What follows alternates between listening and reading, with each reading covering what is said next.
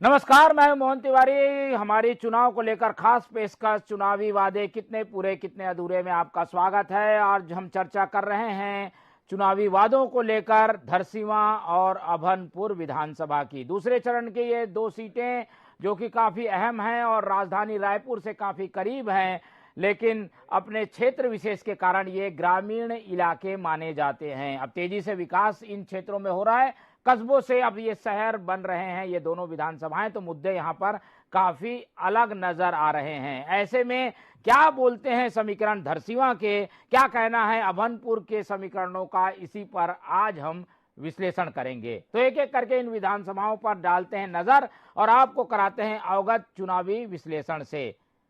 तो चलिए शुरू करते हैं चुनावी वादे कितने पूरे कितने अधूरे में। सबसे पहले शुरू करते हैं धरसींवा विधानसभा। ये वो विधानसभा जो कि रायपुर से लगा हुआ क्षेत्र है, औद्योगिक क्षेत्र माना जाता है और इस विधानसभा में अब तक प्रतिनिधित्व के नाम पर बीजेपी और कांग्रेस का बराबर दबदबा रहा है, लेकिन लगातार 2018 के पहले 3 बार विधायक चुन के बीजेपी ने यहाँ पर अपना दबदबा कायम किया। मतदाताओं के नजरिए से हम देखें तो पिछले विधानसभा चुनाव के समय वोटर थे 2,09,000, जो बढ़कर हो गए हैं 2,34,000। 2,34,000 मतदाताओं के साथ वोटिंग होगी, जिसमें पुरुष और महिला की संख्या करीब करीब बराबर है। 1,16,000 1,17,000 महिला पुरुष का रेशियो है। अगर हम माने तो ये विधानसभा बराबर है महिला और पुरुष के मामले में। तो इस तरीके से मतदाताओं का समीकरण हमने आपको बता दिया। अब रुख कर लेते हैं इस विधानसभा में किसने कब जीत हासिल की। ये विधानसभा ऐसी विधानसभा है जो कि ग्रामीण क्षेत्र की विधानसभा है, उसके बावजूद यहाँ पर सामान्य वर्ग के विधायक ज्यादा बनकर आए हैं। राजधानी रायपुर से लगे होने के कारण छत्तीसगढ़ बनने से पहले के इतिहास पर भी अगर हम नजर डालें तो सामान्य वर्ग के विधायक ज्यादा बनकर आए हैं। 2003 की अगर हम बात करें, आंकड़े हैं हमारे पास, तो देवजी भाई पटेल गुजराती समाज से आते हैं। उन्होंने जीत का सिलसिला शुरू किया तो 2003 में भी जीता, 2008 में भी जीता, 2013 में भी जीता, लेकिन 2018 में उनकी हार हुई। ऐसे में बीजेपी काफी आगे है। लेकिन राज्य बनने के पहले यहां अगर जीत हासिल करने की बात करें तो यहां से ब्राह्मण समाज का प्रतिनिधित्व बढ़ता रहा है। यहां पर जो ब्राह्मण समाज के कांग्रेस के विधायक रहे हैं वो ज्यादा जीत कर आते रहे हैं। तो इस तरीके का समीकरण है और इसीलिए इस बार माफ कीजिएगा, इस बार बीजेपी ने ब्राह्मण कार्ड खेला है और ब्राह्मण उम्मीदवार अनुज शर्मा को उम्मीदवार बनाया है। जातिगत समीकरणों से अलग ब्राह्मण को टिकट देने का फैसला बीजेपी ने यहां से लिया है। तो धरसींवा का आप समीकरण देख रहे हैं। पिछला चुनाव जीता था अनीता योगेन शर्मा ने। शर्मा कांग्रेस से भी जीती है, यहाँ विधान मिश्रा भी जीते हैं, योगेंद्र गिरी भी जीते हैं, इसके बाद चंद्रहास दुबे भी जीते हैं। तो कई ऐसे नाम हैं जो कि ब्राह्मण समाज से यहाँ पर प्रतिनिधित्व करते रहे हैं और जो भी जातिगत कार्ड यहाँ पार्टी खेलती है उसका हार का सामना यहाँ पर करना पड़ा है। कई बार कांग्रेस ने प्रयोग किया कि वो छाया वर्मा को टिकट दे चुकी है, एक बार सिरमौर को टिकट दे चुकी है। तो इस तरीके के प्रयोग जो करता है उसे सफलता नहीं मिलती और ब्राह्मण समाज से जो टिकट देता है उसे सफलता मिलती है। और सामने आमने में कौन कौन है? छाया वर्मा कांग्रेस से है, राज्यसभा सदस्य थी, कार्यकाल पूरा हुआ, तैयारी बलौदाबाजार से थी, लेकिन टिकट मिला धरसींवा से। अनुज शर्मा छैया भुइया के कलाकार, बॉलीवुड के हीरो, सेलिब्रिटी को टिकट देने की परंपरा रही है बीजेपी में, उसी के तहत अनुज शर्मा को टिकट दी गई है। ऐसे में हम देख रहे हैं कि अनुज शर्मा बनाम छाया वर्मा का ये चुनाव होगा। कांग्रेस ये समझ रही है कि क्योंकि छत्तीसगढ़ में बहुलता है इस धरसींवा क्षेत्र में वर्मा समाज की, कुर्मी समाज की, तो उसको देखते हुए छाया वर्मा को फायदा मिलेगा। लेकिन छाया वर्मा टिकट चाह रही थी बलौदाबाजार से। चलिए, ये तो रहा समीकरण जिसे हमने समझा, लेकिन अब वहां मुद्दे क्या काम कर रहे हैं, किस तरीके के मुद्दे हैं, हम सीधे हमारे संवाददाताओं से संपर्क करके जानने की कोशिश करेंगे। तो सबसे पहले चलते हैं धरसींवा की ओर। धरसींवा से हमारे जो वरिष्ठ संवाददाता जुड़े हुए हैं अमित शर्मा, उनकी ओर रुख करते हैं और जानते हैं धरसींवा क्या बोलता है, धरसींवा के मुद्दे क्या क्या हैं। चलिए अमित, मेरी आवाज आपको मिल पा रही है? जी जी जी जी मोहन जी, मैं सुन पा रहा हूं। जी, जैसा कि हमने बताया कि धरसींवा का समीकरण क्या है, अब हम जनता से सुनना चाहते हैं कि वहां पर क्या मुद्दे काम कर रहे हैं, किस तरीके के मुद्दों के साथ जनता के बीच जो है वो वोटर और जो प्रत्याशी है वो जा रहा है, और पार्टियों के क्या मुद्दे वहां पर काम करते दिख रहे हैं। Over to you Amit.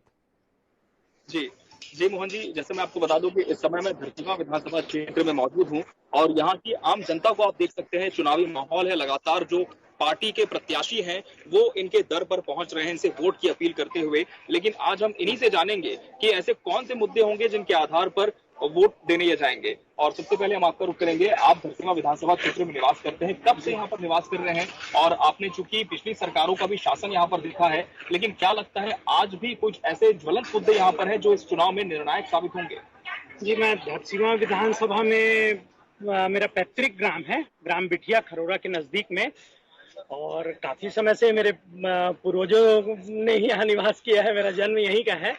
और समस्याएं की अगर बात करूं तो समस्याएं तो अभी भी काफी सारी हैं। विकास के नाम पे विगत 5 सालों में भाजपा के शासन में हमने देखा था कि काफी जगह डेवलपमेंट पूरे प्रदेश में दिखता था, रोड, नाली, सड़कें, नहर के काम। मेरी जानकारी के अनुसार तो मेरे ख्याल से पूरे धरसींवा विधानसभा क्षेत्र में ना एक सड़क बनी है, ना एक नाली बनी है, ना एक रोड का काम हुआ है, ना कोई नहर का काम हुआ है। काम के डेवलपमेंट का तो कोई भी चीज दिखता ही नहीं है यहाँ। हाँ, एक एडवांटेज है कि सरकार ने अगर किसानों को ज्यादा पैसा दिया है तो हमसे खर्चे भी ज्यादा करवा रही है। भाई हम किसानों को अगर उन्होंने पैसा दे दिया है कि बोनस के नाम पे, इसके नाम से, अगर 1 एकड़ के पीछे मेरे को साल में 10,000 रुपए दे रहे हैं, तो मेरा मोटरसाइकिल का मेंटेनेंस का खर्चा पहले 2,000 रुपए था, लेकिन सड़क ही नहीं है तो आज 10,000 रुपए मेंटेनेंस का खर्चा मैं कर रहा हूँ। ऐसे 50 उदाहरण हैं जिनके कारण सरकार के कोई काम न करने के कारण हमारे खर्चे बहुत बढ़ गए हैं। और उसके अलावा एक बहुत बड़ा मुद्दा है जो हमको भाजपा के शासन में कभी देखने को नहीं मिला था जी, वो है शराब का। आज के समय में आप देखेंगे तो शराब, गली गली में शराब, एक एक गली में 2-2, 3-3 लोग शराब बेच रहे हैं। आपको आधी रात को शराब चाहिए, आपको आधी रात को शराब मिल जाएगी। शराब का एक बहुत बड़ा मुद्दा है जिससे पूरे घर के घर, परिवार के परिवार बर्बाद हो रहे हैं। काम करने के लिए लोग नहीं मिल रहे हैं, अपने घर को ही बर्बाद कर रहे हैं, घर में न कमा पा रहे हैं। और जो घर में अगर महिलाएं कमा रही हैं तो पुरुष उनसे दारू के लिए पैसा छीन लेते हैं और पूरा घर बर्बाद हो रहा है। चलिए, शराब का के अलावा और कौन सा बड़ा मुद्दा यहाँ पर देख रहे हैं आप? किसानों को मुद्दा है जी। किसान में क्या जी, कांग्रेस सरकार दे रहे हैं जी, बीजेपी तो धोखाधड़ हो गए ना। 21 का बोले थे प्लस 24 था, वो दे नहीं पाए, इसलिए वो गए हो, और कांग्रेस दे रहे हैं इसलिए वो जीतेंगे, और अभी भी जीतेंगे। चलिए ठीक है, महिलाओं से भी बातचीत करते हैं। यहाँ पर कुछ महिलाएं मौजूद हैं। इस बार धरसींवा विधानसभा क्षेत्र में देख रहे हैं कि अनुज शर्मा जी प्रत्याशी के तौर पर हैं, कांग्रेस से छाया वर्मा को मौका मिला है, लेकिन क्या यहाँ पर जो जातिवाद है वो इस बार देखने को मिलेगा? देखिए, विकास के लिए जाति कोई मायने नहीं रखता, खासतौर से धरसींवा विधानसभा के लिए। यहाँ जाति उतनी हावी नहीं हुई है। यहाँ की जनता को विकास चाहिए, जो अब तक 5 सालों में शून्य रहा है। और रही जातिगत समीकरण की, तो मुझे नहीं लगता कि जातिगत इसमें हावी होगी, क्योंकि इंसान और जो आम जनता है जी, उनको उनका आवश्यकता का पूर्ति होना चाहिए, जो कांग्रेस सरकार फेलवर रही हुई है अपने 5 सालों में, क्योंकि उन्होंने रोड, रास्ता और जो शराबबंदी के लिए वादे किए थे, उनसे उन्होंने अपने आप को मतलब झूठा साबित किया हुआ है। क्योंकि शराब एक ऐसा मुद्दा था, वो चाहते तो बंद कर सकते थे, क्योंकि इतने सालों तक, जैसे हमारे कोरोना काल में किसी ने शराब का सेवन नहीं किया, किंतु उनको किसी तरह का नुकसान भी नहीं हुआ, वे स्वस्थ रहे। जिनको शराब की आदत है उनकी भी आदत सुधर चुकी थी, और इस सरकार ने शराब के मामले में अपने आप को फेलवर किया है। इसलिए हम नहीं चाहते, हम जनता, कि ऐसी शराबी मुद्दे हमारे छत्तीसगढ़ के लिए, खास तौर से धरसींवा के लिए ऐसा ना हो, क्योंकि हम चाहते हैं कि यहाँ के लोग, आम जनता जो है, वो अपने आप को स्वस्थ और मस्त रखे और अपने आप को काम काज में लगाए। और ये सरकार ऐसी है जो उनके रोजी रोटी तो छीन रही है, किंतु घरों को भी बर्बाद कर रही है। चलिए, शराब से घर बर्बाद हो रहे हैं, लेकिन विकास कितना हुआ? पिछले 5 साल में कांग्रेस का शासन था, विकास कितना हो पाया धरसींवा विधानसभा क्षेत्र में? धरसींवा विधानसभा क्षेत्र में विकास तो बिल्कुल नहीं हुआ है, कहीं पे नहीं हुआ है। गाँव क्षेत्र में जाकर देखो तो कहीं पे नहीं हुआ है विकास। जी, प्रदूषण का एक मुद्दा बहुत हावी है क्योंकि औद्योगिक इलाका है ये। क्या ऐसे जरूरी कदम उठाए गए हैं पिछले 5 सालों में जिससे जो प्रदूषण का स्तर है इस विधानसभा क्षेत्र में वो कम रहे?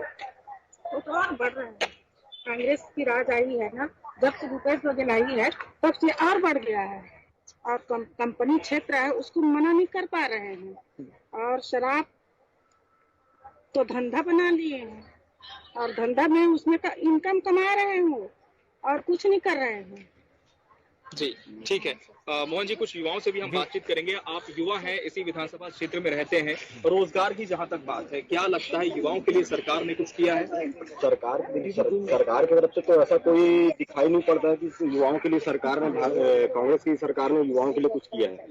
यहाँ युवाओं को छला गया है रोजगार के नाम पे, बेरोजगारी भत्ता के नाम पे। कांग्रेस सरकार ने सत्ता में आने से पहले कहा कि युवाओं को बेरोजगारी भत्ता दिया जाएगा, मासिक बेरोजगारी भत्ता, लेकिन बेरोजगारी भत्ता तो मिला नहीं। बेरोजगारी भत्ता देने का नाम जरूर किया, नाम ऐसा किया कि बेरोजगार, उन्होंने ऐसा छल किया युवाओं के साथ कि बेरोजगारी भत्ता दे रहे हैं, हम दे रहे हैं बोल करके, ऐसा उसमें तोड़ मरोड़ करके ऐसी उसमें कहा जाए तो ऐसा उसमें छैया भुइयां के कलाकार उम्मीदवार मैदान में हैं। क्या फिल्मी कलाकार को लोग एक्सेप्ट करेंगे क्या? इस बार अनुज शर्मा भाजपा से प्रत्याशी है, कांग्रेस से छाया वर्मा है। क्या लगता है दोनों के बीच आप लोग कांटे की टक्कर इस बार देख पा रहे हैं? जो चुनावी कैंपेनिंग है आपके विधानसभा क्षेत्र में वो किस तरह से हो रही है? मैं तो ये कहना चाहूंगी कि अगर हम छाया वर्मा और अनुज शर्मा जी का अगर कंपेयरिंग करते हैं तो यहाँ पे छाया वर्मा जी ऐसे कई पद में रह चुकी हैं, जैसे कि पूर्व में राज्यसभा संसद से रह चुकी है, जिला पंचायत भी रह चुकी है, लेकिन उनके कार्यकाल में कभी भी कोई भी विकास का कार्य कुछ नहीं हुआ है। तो यहाँ पे हम आम पब्लिक को ये भी कह सकते हैं कि आप पहले उसको देखिए, विकास को देखिए, नाम को भूल जाइए, व्यक्ति को भूल जाइए, हमें विकास चाहिए। दूसरी बात यह है जैसे कि वो खुद महिला है तो महिलाओं के लिए स्वसहायता सहायता समूह है, का है ग्रामीण क्षेत्र में, जो विकास के लिए एक नया मुद्दा रहता है। तो उन्होंने आज तक सिर्फ छल के सिवा और झूठे वादे के सिवा कुछ नहीं किया है। तो मैं ये कहना चाहूंगी कि आम जनता को अभी भी उस चीज का विश्वास है कि अगर हमने छाया वर्मा को लाए हैं तो हमारे साथ सिर्फ छल और कपट होगा और हमारे साथ विकास का कोई भी चीज नहीं होने वाला है। इस वजह से मैं ये कहना चाहूंगी कि अनुज शर्मा जी यहाँ पर जो विश्वास जता रहे हैं उसके लिए हर पब्लिक, हर जनता जो है उस पर विश्वास करेंगे, क्योंकि छाया वर्मा का कार्यकाल हमने देख चुका है। चलिए, ये तो रही विधानसभा धरसींवा की बात, जहां हमने वोटरों से जानने की कोशिश की है। वोटरों से हमने बात करके ये जाना है कि वहां पर विकास का मुद्दा काफी अहम है। औद्योगिक क्षेत्र होने के कारण वहां पर न केवल मजदूरों की बात होनी चाहिए बल्कि किसानी क्षेत्र होने के कारण किसानों के मुद्दे भी हावी दिख रहे हैं। लेकिन अभी तक क्योंकि कब्जा वहां पर कांग्रेस का था, कांग्रेस की विधायक थी, इसलिए उम्मीदें कांग्रेस से ज्यादा नजर आ रही हैं। तो मुद्दे कई हैं जिन पर ये चुनाव ठहरता हुआ दिखाई दे रहा है। अब धरसींवा के बाद हम रुख करेंगे अभनपुर की ओर। जी हाँ, अभनपुर वो क्षेत्र है जहां पर विधायक हैं धनेंद्र साहू, जो कि बड़े कद्दावर कांग्रेस के नेता हैं। साहू समाज में उनका अच्छा खासा रसूख है। इसके अलावा ये पूरा क्षेत्र रायपुर और राजिम के बीच का बेल्ट किसानी क्षेत्र है। किसान यहाँ पर काफी महत्वपूर्ण वोटर के रूप में सामने आते हैं। साथ ही साहू बहुल्य क्षेत्र है, इसीलिए पिछले 35 सालों से यहाँ पर साहू ही उम्मीदवार जीतता आया है। एक बार धनेंद्र साहू, एक बार चंद्रशेखर साहू की जोड़ी यहाँ पर लगातार राज करते आई है। लेकिन इस बार ये जो एक मिथ बन गया था उसे खत्म करते हुए नया उम्मीदवार कांग्रेस ने उतारा है। चलिए आपको बताता हूं धरसींवा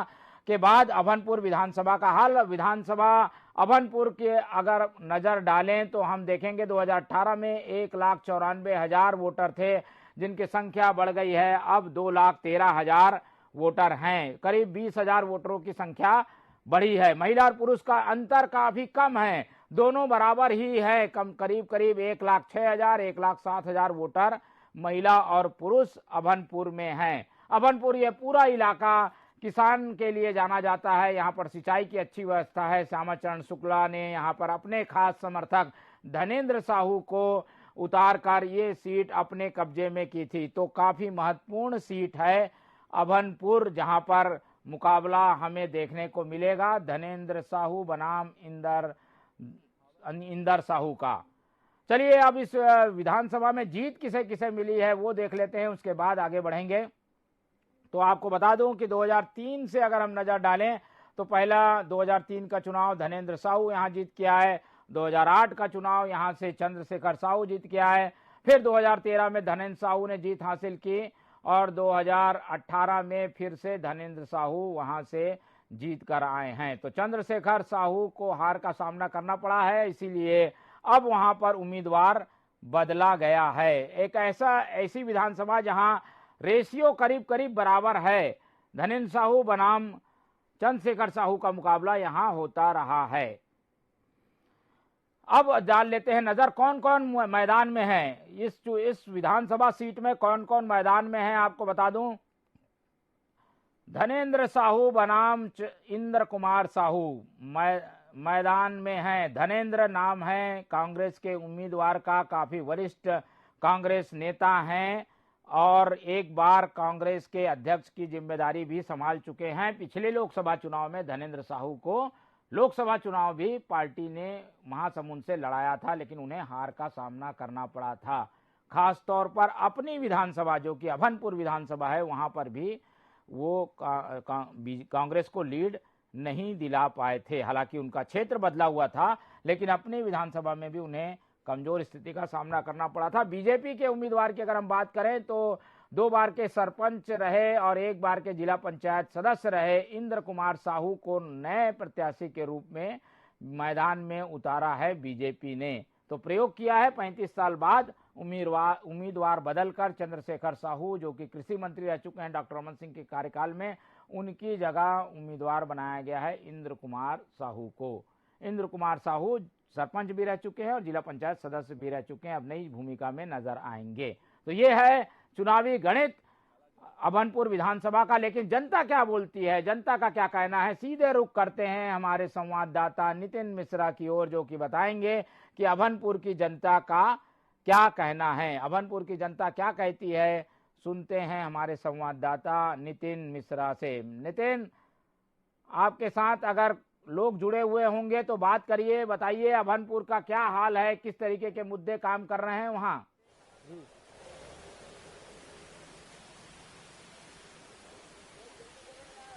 नितिन, मेरी आवाज आपको मिल पा रही है? जी जरूर, मैं आपसे लोगों से बात कराता हूं कि किस प्रकार से लोगों का रुझान है, किस प्रकार चुनाव की घोषणा हो चुकी है। तो जी बोलिए। जी मैं जनता से लोगों को आपकी बात कराता हूं कि क्या जनता के मन में चल रहा है। सीधा हम बात करेंगे, क्या विकास हुआ है यहाँ पर, क्या मुद्दे रहे हैं? यहाँ पर मुद्दे तो अच्छे हैं, जो भूपेश सरकार ने काम किया है ना, लेकिन यहाँ पर गांव-गांव में जो दारू बट रहा है ना, उसको खत्म करना है। और अपना जो भी है, भूपेश सरकार ने अच्छा किसान के लिए अच्छा काम किया है। और लोगों क्या विकास हुआ है गांव में, अभनपुर में जो है विधानसभा में, क्या प्रत्याशी से जो मांग रहे थे क्या मिला है, वादे पूरे हुए हैं आपके? किसानों के हित में तो भूपेश सरकार ने बहुत अच्छा काम किया है, लेकिन इन्होंने शराब भट्टी बंद कराने की बात कही थी, जो अभी तक अमल नहीं हुआ है। ये पूरे छत्तीसगढ़ के लिए कह रहा हूँ, अभनपुर क्षेत्र की बात नहीं है। इनको पुनः को लाने के लिए जनता को सोच हो रहा है कि इनको दें या किसको और स्थान दें। किसके पक्ष में इस बार वोटिंग करेंगे आप? वोटिंग तो बुखार का ही बनेगा, ये ऐसा मत कह रहा है। और भी लोग हैं, उनसे भी बात कर लेते कि क्या मन में चल रहा है जनता के। क्या लगता है इस बार कांग्रेस बीजेपी जो वादे हुए थे कांग्रेस सरकार वो पूरे हुए हैं?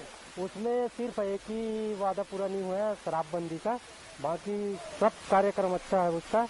और बहुत यहाँ के जो वर्तमान विधायक हैं उनके कामों से खुश हैं, वादे पूरे खुश है। वैसे विधायक हमको मिलेगा ही नहीं, बहुत बढ़िया विधायक। इस बार जो है नए विधायक प्रत्याशी बनाया बीजेपी ने, इंद्र कुमार साहू सरपंच रहे हैं, उनसे क्या उनको वोटिंग करेंगे, उनके पक्ष में क्या बात की? अब क्या है, हम उसको नया चेहरा देख रहे हैं। अभी अब पुराना है, उसका कार्यकाल आज तक कोई गड़बड़ी नहीं है, तो हम उसको कैसे छोड़ सकते हैं। और भी लोग हैं यहाँ पर, उनसे भी बात कर लेते हैं।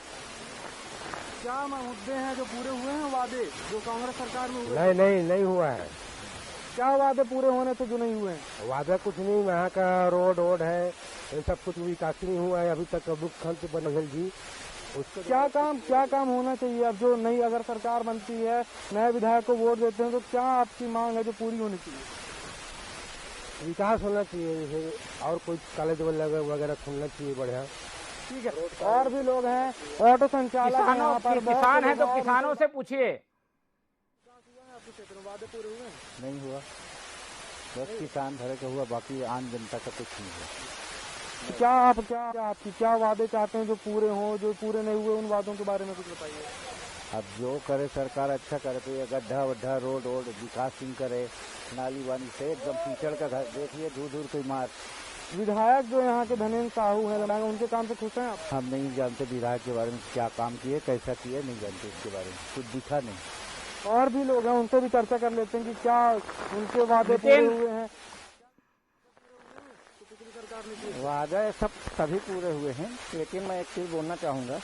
हमारे अभनपुर विधानसभा में माननीय धनेन्द्र साहू जी हैं, अभी कांग्रेस से, वो बहुत ही वरिष्ठ हैं और उन्होंने जब तक विधायक थे उन्होंने बहुत अच्छा कार्य किया है, ऐसी कोई बात नहीं है, उनका हम स्वागत करते हैं। लेकिन अब जो यहाँ की जो जनता चाह रही है वो थोड़ा सा बदलाव चाह रही कि अब जो है थोड़ा एक नया चेहरा नवयुवक व्यक्ति आए। तो अभी नवयुवक में अभी यहाँ अभनपुर से जो रुझाव हो रहा है, वर्तमान की स्थिति बता रहा हूँ, वो जो है अपना इंद्रदेव जी का जो है, इंद्रदेव साहू जी का जो है रुझाव ज़्यादा कर रहे हैं लोग जो है, और वो सही है, लेकिन वरिष्ठता में अभी हमारे धनेन्द्र साहू जी ही। जिस प्रकार से नितिन, मेरी आवाज आपको मिल पा रही है? नितिन जी बात कर लेते हैं। नितिन, किसानों से संबंधित बात पूछिए। किसानों के लिए क्या हुआ है, किसान क्या चाहता है? किसानों के लिए क्या काम हुए हैं यहाँ पर अभनपुर विधानसभा क्षेत्र में? क्या विधायक ने काम किए हैं? कोई काम नहीं हुआ है। किसानों का कर्जा माफ, ये तो लालच दे के वोट दे के सत्ता हासिल करना कांग्रेस की नीति है और वो वैसे करके पाना चाहती है। अब नहीं पाएगी। अब यहाँ पर कमल जरूर खिलेगा और उनके अपोजिट विधायक फिर से कर्ज माफी की घोषणा कर दी है भूपेश कर दिया है, तो उसका कोई असर नहीं पड़ेगा। आप समझ गए, जितना कर्ज माफी नहीं उतना मार्केट में खरीद पदार्थों का रेट बढ़ा करके वसूली करना ये कांग्रेसी नेता जानते हैं। यदि नए विधायक यहाँ से बनते हैं तो किसान किसके जी नितिन पक्ष में वोट, किसके पक्ष में वोटिंग करेंगे? किसान के पक्ष में तो वोट नहीं करेंगे। वो सिर्फ ये देखेंगे कि हमारे जो मेन मुद्दा है उस मुद्दे को पूरा करने वाले जो है वो है सरकार। बदलना है माने बदलना है, अगला विधायक जो भी आगे करेगा, इतना पूरा उम्मीद है। महिलाएं भी हैं, महिलाओं से भी जान लेते हैं कि किस प्रकार का रुख रहने वाला उनका। दीदी, बात करने का मूड नहीं, और भी लोग यहाँ पर बस स्टॉप में इस बार और लोगों से बात कर लेते हैं कि क्या मामला रहने वाला पूरे विधानसभा। किसानों के पक्ष में कुछ काम हुआ? नाम पूछा करो पहले।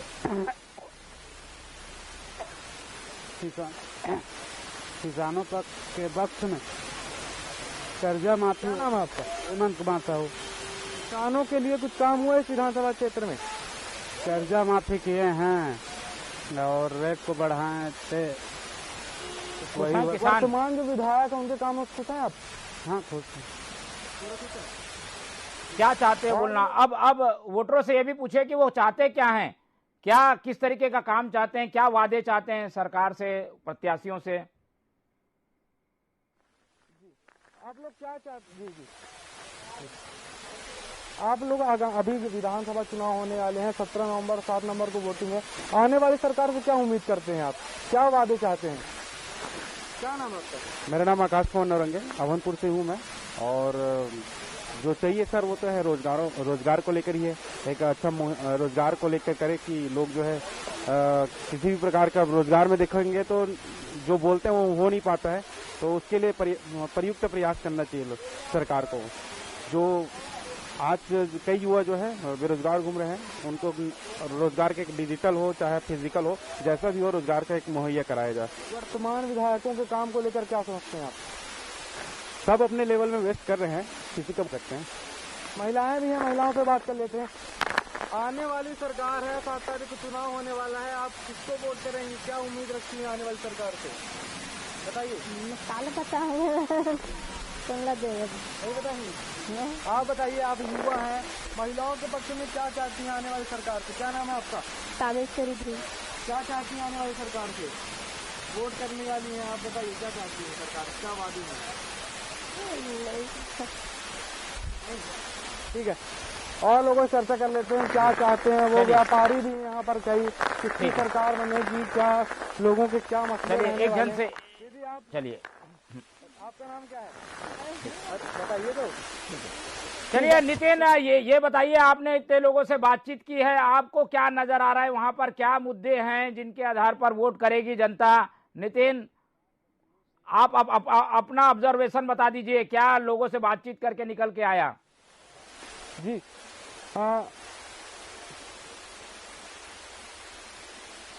लोगों से बातचीत करके निकला ये है लास्ट आखिरी में कि जो कुछ लोग हैं बदलाव की ओर रुख कर रहे हैं कि अब नया चाहिए उनको, और जो किसान के मुद्दे हैं कि लोगों का कहना है कि खनिज पदार्थों के जो रेट हैं वो लगातार बढ़ रहे हैं, मार्केट में ब्लैक में बेचा जा रहा है, महंगे रेटों पर बेचा रहा है, एक बड़ा मुद्दा है। इसी के साथ महिलाओं का जो मुद्दा है, महिला सुरक्षा को मसले सामने आ रहे हैं, तो ये बड़े मुद्दे सामने आ रहे हैं, तो लोग बदलाव की ओर भी जो है अपना रुख बता रहे हैं। तो इसी के साथ मैं आपको बता दूं कि जो विधायक हैं वर्तमान धनेन्द्र साहू यहाँ से, उनके पक्ष में भी बहुत से लोग मतलब वोटिंग करने के पक्ष में है कि उनके अलावा यहाँ पर कोई नहीं आ सकता, लेकिन कई लोग बदलाव के पक्ष में भी सामने आ रहे हैं।